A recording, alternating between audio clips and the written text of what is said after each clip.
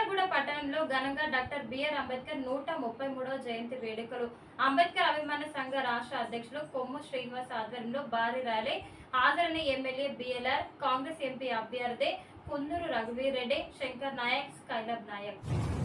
నవభారత రాజ్యాంగ నిర్మాత డాక్టర్ బాబాసాహెబ్ అంబేద్కర్ ఈ దేశంలోనే అణగారిన వర్గాలకు ఆశాజ్యోతి.